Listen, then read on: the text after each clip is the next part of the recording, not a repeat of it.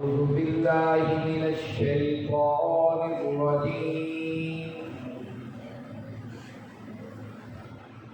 بسم الله الرحمن الرحيم. وخلف من بعدهم خلف ورثوا الكتاب يأخذون عرض هذا الأدنى ويقولون سيغفر لنا وإن يأتهم عرض مثله يأخذوه ألم يؤخذ عليهم ميثاق الكتاب ألا يقولوا على الله إلا الحق ودرسوا ما فيه والدار الآخرة خير للذين يتقون أفلا تعقلون والذين يمسكون بالكتاب وأقاموا الصلاة إنا لا نضيع أجر المصلحين وإذ نتقنا الجبل فوقهم كأنه ظلة وظنوا أنه واقع بهم خذوا ما آتيناكم بقوة واذكروا ما فيه لعلكم تتقون. صدق اللہ. عزیز ساتھیوں، تمام حمد و ثنا تعریف و توصیف اس رحیم و کریم رب کے لیے جس کا رحم اور کرم ہر سو وسیع. اس کا رحم اور کرم ہی ہے کہ آپ ہمیں اپنے قرآن کے سائے میں لا کر بٹھا دیا تاکہ ہم اس کے کلام کو سنیں، سمجھیں اور سیکھیں. اس کے بعد لاکھوں کروڑوں درود و سلام اس نبی مہرباں پر جنہوں نے اللہ رب العزت سے حق کو پا کر ہم تک حق کو پہنچانے کا حق ادا کیا. عزیز ساتھیوں، نامہ پارہ ہے، سورۃ الاعراف ہے. سورہ اعراف کی ہم نے 168 آیات پڑھی. گزشتہ آیات بینات میں ہم نے پڑھ اور سنائے کہ اللہ رب العزت نے ارشاد فرمایا اسی بنی اسرائیل کو جو انبیاء کی وارث تھی اور موسیٰ علیہ السلام جیسے اور داؤد علیہ السلام جیسے جلیل القدر انبیاء کی صحبت میں یہ پروان چڑھی تھی، لیکن جب انہوں نے کتاب حق سے منہ موڑ لیا اور اپنے انبیاء کے راستے کو چھوڑ دیا اور ظلمتوں اور دنیا کے پیچھے بھاگ اور دوڑ شروع کر دی، تو پھر اللہ رب العزت نے ان پر ذلتوں کو مسلط کیا. انہوں نے سب سے زیادہ گستاخیاں کی، یہاں تک کہ انبیاء کو قتل کیا. اس وجہ سے اللہ رب العزت نے قیامت تک کے لیے ان پر عذابوں کو مسلط کر دیا. اب گزشتہ آیت بینات میں ہم یہ پڑھ اور سنائے کہ اللہ رب العزت نے انہیں ٹکڑوں میں تقسیم کر کے دنیا میں بکھیر دیا اور ساتھ ہی فرمایا کچھ سارے اور اچھے لوگ بھی ہیں اور اس کے علاوہ لوگ بھی ہیں. ساتھ یہ بھی فرمایا کہ اللہ آزمائش کرتے ہیں اچھائیوں کے ساتھ ہی اور برائیوں کے ساتھ ہی تاکہ انسان اس کی طرف پڑ جائے.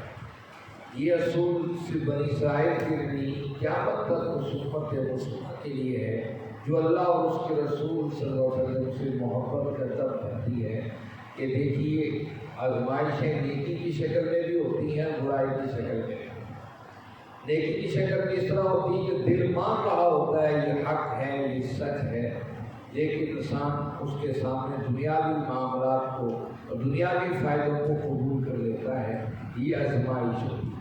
اس طرح برائی تو آزمائش ہے ہی ہے کہ برائی کھلے پاؤں معاشرے کے اندر انسان کو گناہ کی دعوت دیتی ہے، انسان اس دعوت کو قبول کر لے یا اسے اپنے دامن کو بچا لے، دونوں انسان کے اوپر منحصر ہیں۔ اللہ نے فرمایا دونوں چیزوں سے آزمائش ہے، اس لیے لعلکم یرجعون کہ انسان رب کی طرف پلٹ آئے۔ یہ گزشتہ آج کا سبق آیت نمبر 168 سے 169 سے شروع ہوتا ہے۔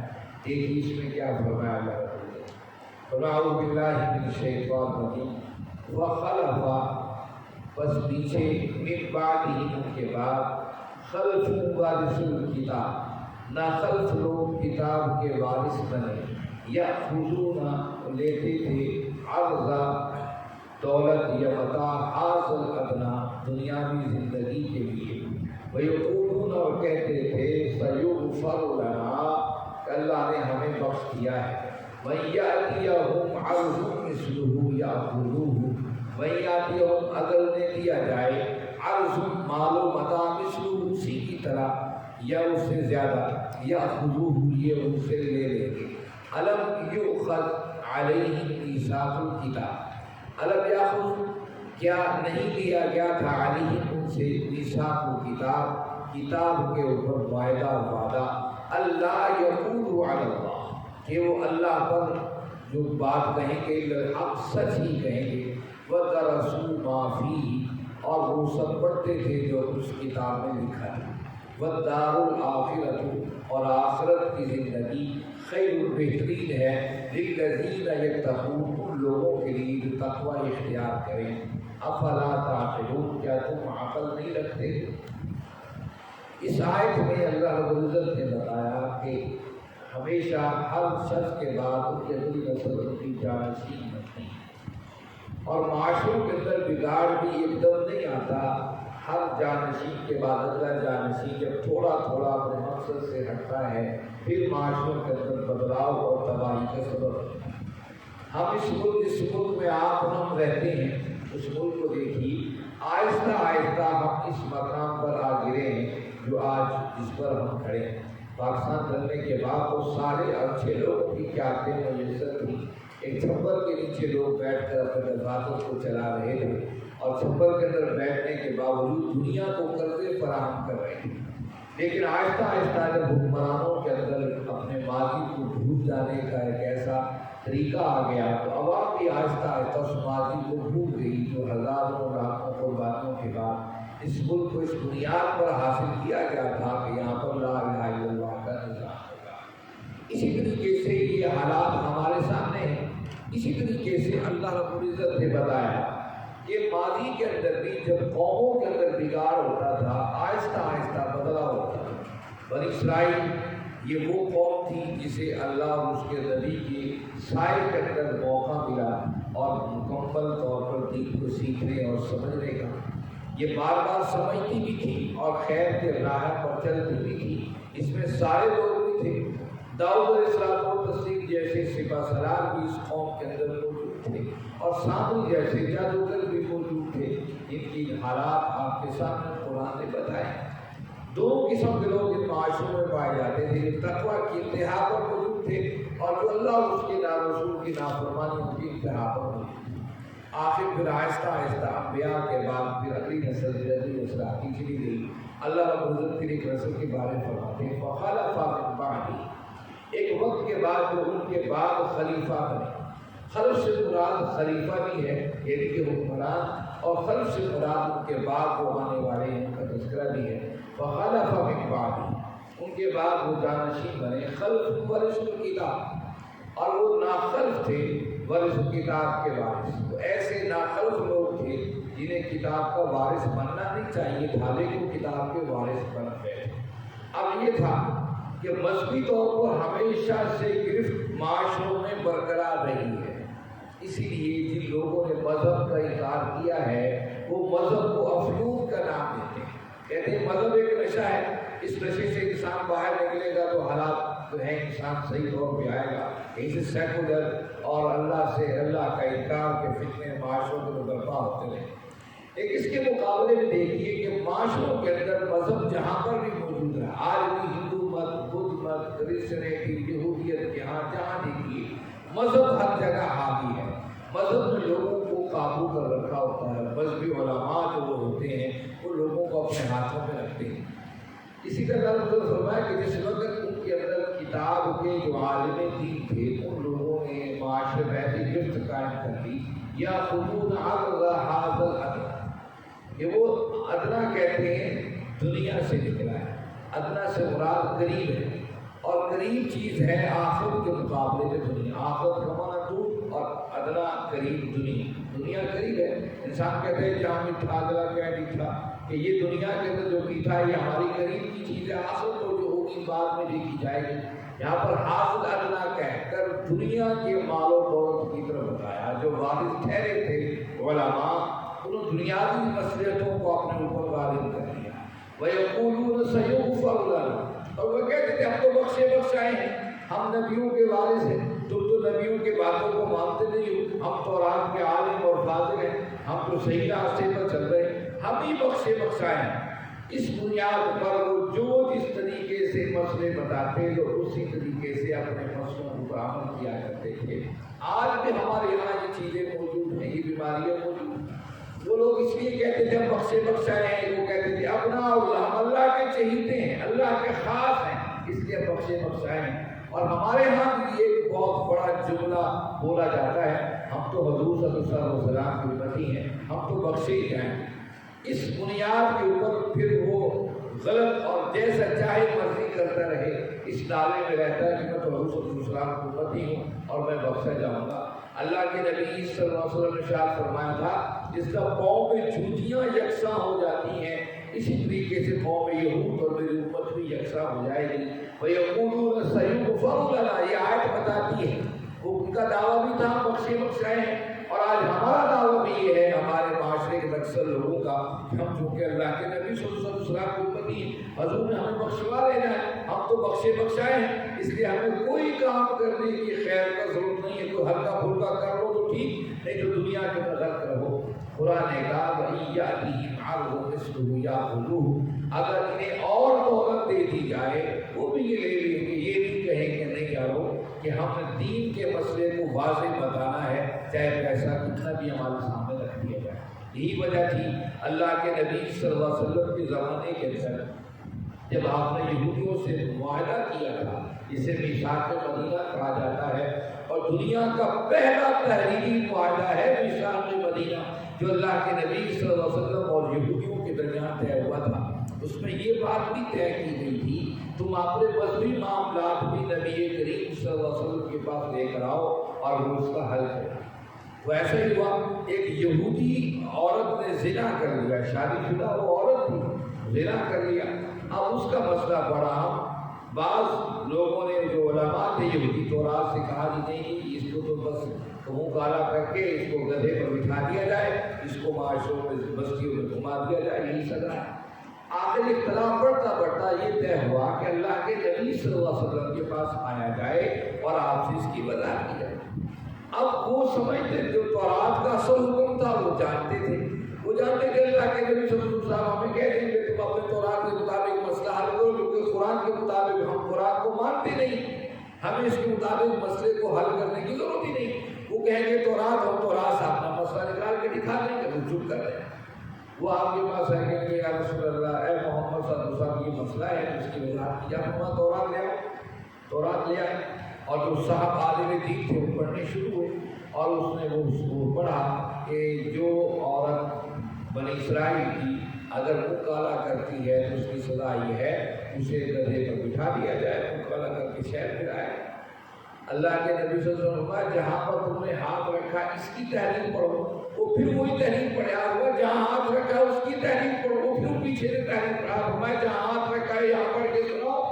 پھر وہاں پر وہ حکم موجود تھا کہ جو بنی اسرائیل کی عورت یا مرد شادی شدہ ایسی حرکت کرے انہیں سنسار کر دیا جائے. آپ یہ حکم نہیں پڑھتے ہو، وہ جو تم نے اپنی مرضی سے احکامات بدل دیے میں بدل کہہ دیے تھے امیروں کے لیے اور قانون، غریبوں کے لیے اور قانون۔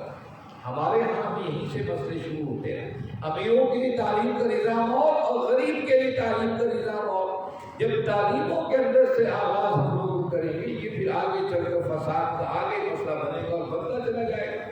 آج کیا ہے ہمارے معاشروں میں دیکھ لیجیے، بڑے بڑے شہروں کے اندر بڑی بڑی چار دیواریاں فصیلیں کھڑی کر کے خاص قسم کی کالونیاں بنا دی گئی ہیں، یہاں پر امیر طبقہ رہے گا اور باقی معاشروں کے اندر غریب طبقے رہیں گے۔ جبکہ اسلام کے اندر امیروں اور غریبوں کو ایک ہی معاشرے محلے بستی میں ٹھہرا کر امیروں کو ترغیب دلائی گئی تو معاشرے کے غریب لوگوں کا بھی احساس ہے۔ دیکھیے بدلاؤ جب پیدا ہوتا ہے قوموں کے اندر جبھی ہوتا ہے جب اللہ اور اس کے رسول صلی اللہ علیہ وسلم کے احکامات کو چھوڑ دیا جاتا ہے۔ اب جب یہ ہوا تو پھر انہوں نے مان لیا اور انہوں نے سنسار کو یہ کر دینا پڑا۔ واللہ نے فرمایا کہ میاتیم عرض مثل یاخذ، یہ ایسے لوگ ہیں جو اصل کتاب کے وارث تھے نیک اور سارے، ان کے بعد ایسے لوگ وارث بنے جو مال و دولت کے ایسے پجاری تھے، انہیں مال دے دو اور جو مردوں سے مسئلہ حل کرو۔ آج آپ دیکھ لیجیے انشورنس کا معاملہ ہو، دیگر معاملات ہوں، آپ کسی بینک میں چلے جائیے، آپ کو بڑے لسٹ مفتیوں کے فتووں کے ساتھ آپ کے سامنے پیش کر دی جائے گی اور آپ حیران و پریشان سر پکڑ کے بیٹھے ہوں گے کہ دین کے بڑے بڑے عالم کیا کر رہے ہیں۔ آج بھی ہمارے معاشرے اسی نہج پر چل رہا ہے۔ الم یؤخذ علیہ میثاق الکتاب، کیا ان سے لیا نہیں گیا تھا کتاب کے اوپر معاہدہ، تو اس کتاب پر تمہیں عمل کرنا ہے اور جو کچھ اللہ یقول علی اللہ الحق، جو کچھ اللہ نے کہا ہے وہی تمہیں کہنا ہے۔ وَدَرَسُوا مَا فِيهِ، تمہیں اس کے احکامات اس تورات میں پڑھے بھی تھے، لیکن کیا تھا انہوں نے دنیا کی زندگی کو آخرت پر ترجیح دی تھی۔ اللہ الذین یتقون، لوگوں کو چاہیے کہ تقوی اختیار کرے، فلا تأخذکم کثرۃ عقل رکھیں۔ آج قرآن کے اندر سارے احکامات موجود ہیں لیکن ہم بعض احکامات کو مانتے اور بعض کو نہیں مانتے۔ یہی وجہ ہے کہ ہمارا معاشرے کے حالت یہ ہے۔ والذین یمسکون بالکتاب، اور وہ لوگ جنہوں نے ممسک کیا، جڑے رہے کتاب سے، وَأَقَامُوا الصَّلَاةَ، نماز کو قائم کیا، إِنَّا لَا نُضِيعُ أَجْرَ الْمُصْلِحِينَ، ہم ایسے صالحین کے اجروں کو ضائع نہیں کرتے۔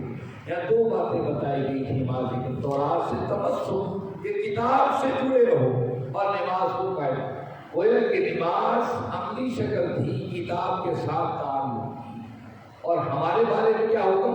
اللہ کے نبی صلی اللہ علیہ وسلم نے آخری خطبے میں ارشاد فرمایا ترکت فیکم امرین، دو چیزیں تمہارے پاس چھوڑ کر جا رہا، کتاب اللہ و سنتی، رب کا قرآن اور اپنی سنت۔ جب تک اس سے تمسک کیے رکھو گے لن تضلوا، کبھی تو گمراہ نہیں ہوں گے۔ آج ہمارے لیے یہ حکم ہے قرآن و سنت کا، ان کے لیے حکم تھا صرف کتاب۔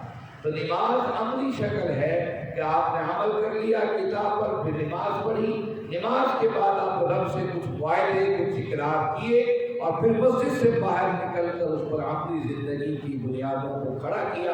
یہ ایسے وہ تھی، ایسے لوگوں کے اجر کو اللہ ضائع نہیں کرتے۔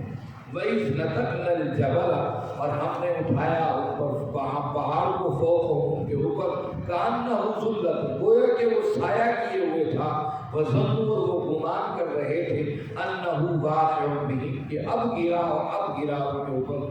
خذوا، پکڑ لو، ما آتیناکم، جو تمہیں دیا گیا ہے، قوت کے ساتھ، واذکروا ما فی لعلکم تتقون، اس کا تذکرہ کرو، ما فی جو اس میں ہے، لعلکم تتقون، تاکہ تم تقوی اختیار کر سکو۔ یہاں پھر بنی اسرائیل کے ایک عام واقعے کی طرف اشارہ کیا کہ بنی اسرائیل نے اللہ اور اس کے رسول سے کتاب سے موڑ لیا اور دنیاوی زندگی میں غرق۔ سب سے بڑا جو کام یہ تھا وہ دنیا کے مشاغل میں ایسے غرق ہو جاتے تھے، اللہ کے کتاب کو، تورات کو بھول جاتے تھے اور بھول جاتے تھے کہ ہماری اپنی زندگی میں احکامات کیا ہیں۔ انہوں نے صرف یوم سبت کو دل کو برقرار رکھا ہوا تھا، یا اپنی عبادت گاہوں یا گھر کے اندر قرآن اور کتاب تورات کو رکھا ہوا تھا، اس سے باہر ان کی زندگی میں کہیں اس پر عمل نہیں تھا۔ ان کی معیشت میں، ان کی معاشرت میں، ان کی تجارت میں، ان کے اصول حکومت اقتدار کے اندر کہیں تورات کا شائبہ تک نہیں تھا۔ جب یہ کیفیت ہو گئی، اللہ نے کوئی اتنی اٹھا کر سب کو پر کھڑا کر دیا، مانو اس کتاب کو نکال آیا تو پر۔ تو اللہ نے فرمایا یہاں اس کا کام اصولت، گویا سایہ کی ہوتا تھا، گویا کہ سایہ جو ہوتا ہے وہ کسی بھی جگہ کو جہاں جہاں سایہ ہوتا ہے پورا اس پر چھا جاتا ہے۔ گویا کہ بتایا جا رہا اگر وہ نہ مانتے تو اس میں کوئی بھی سیدھا نہ بیٹھا، پورا کا پورا پہاڑوں کو پھینک دیا جاتا۔ وَظَنُّوا أَنَّهُ وَاقِعٌ بِهِمْ، اور وہ گمان بھی کرنے لگے اب پہاڑ ہمارے اوپر آ گرا۔ اور ساتھ ہی کہا خُذُوا مَا آتَيْنَاكُمْ، پکڑو اس کتاب کو، تورات کو جو ہم نے تمہیں دی، بقوت، طاقت کے ساتھ، وَاذْكُرُوا مَا فِيهِ، جو کچھ میں ہے اس کا تذکرہ کرو، اس کو یاد کرو، اپنی عملی زندگی میں لے کر آؤ۔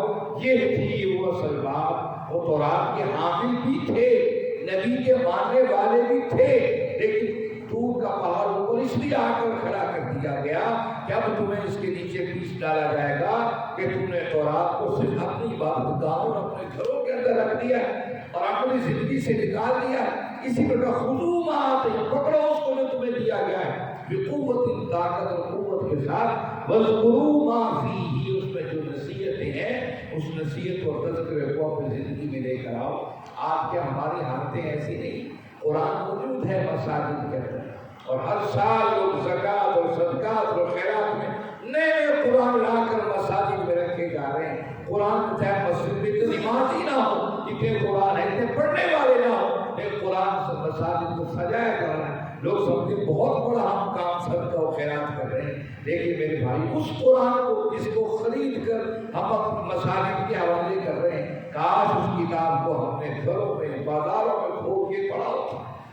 ہم نے کسی دور میں ایک آیت مہم آغاز کیا تھا، ایک آیت روزانہ کی بنیاد پر ہم اس کو اپنے گھر اور اپنے بازار کے اندر لاگو کریں کہ جو آپ گھر کے اندر روز قرآن مجید کی ایک آیت رکھ لیجیے، اپنی فیملی کے دن میں 24 گھنٹے ہیں، کسی وقت جب آپ فیملی کے ساتھ بیٹھیں ایک آیت ترجمے کے ساتھ پڑھ لیں، یا آپ دکان کے اندر آتے ہیں تو اپنے ملازموں کے ساتھ آپ نے شروع کرنا ہے، ابتدا کرنی، ایک آیت لے لیجیے ترتیب، اس کا آیت اور اس کا ترجمہ پڑھ لیجیے تاکہ ہم قرآن سے آشنا تو ہوں۔ لیکن آج صرف قرآن کو ہم نے گھر کی چار دیواری، مسجد کی چار دیواری کو مقید کر دیا ہے۔ آج کوئی دور ہم پر نہیں اٹھایا جائے، آج ہم پر ہماری شکلوں کو مسخ نہیں کیا جائے، کیونکہ نبی کریم صلی اللہ علیہ وسلم کی رحمت کی دعائیں آپ اور ہمارے ساتھ، لیکن حالات اور واقعات پر ہمیں جھٹکا دیا جاتا رہے گا، کبھی زلزلوں کی شکل میں، کبھی ظالموں کو ہمارے سروں کو مسلط ہونے کی شکل میں، کبھی معاشروں اور معیشتوں کی تنگی کی شکل میں، تاکہ لعلہم یرجعون، ہم اس کی طرف پلٹنے کا کوئی سبب اور کوئی راستہ تو تلاش کریں۔ تو اللہ نے فرمایا خُذُوا مَا آتَيْنَاكُمْ، جو تمہیں دیا گیا ہے اس کو پکڑو، اور قوت، طاقت کے ساتھ، وَاذْكُرُوا مَا فِيهِ، جو کہ اس میں تذکرہ ہے اس کو یاد بھی کرو، اپنی زندگی کا عملی حصہ بھی بناؤ، لعلکم تتقون، شاید کہ تم متقی بن جاؤ۔ آج یہ قرآن کے احکامات ہمارے لیے بھی ہیں، ہم کہاں تک اس کتاب کے ساتھ اخلاص کے ساتھ جڑے ہیں۔ اس لیے میں کہتا ہوں کہ ہم لوگوں کو چاہیے کہ اپنے اپنی جگہوں پر قرآن کلاس، ہفتہ وار کلاسوں کا آغاز کریں۔ اگر وہ بھی نہیں کر سکتے، یہ دو چیزیں تو کام از کریں کہ ہم اپنے گھر کے اندر ایک آیت اور اس کا ترجمہ فیملی کے ساتھ بیٹھ کر، تاکہ ہمارے گھر اور نئی نسل قرآن سے آشنا ہو۔ ہم دکان تجارت میں دکان پہ آ کر بیٹھتے ایک آیت اپنے ملازموں کے ساتھ بیٹھ کر باوضو بھی ہوں گے۔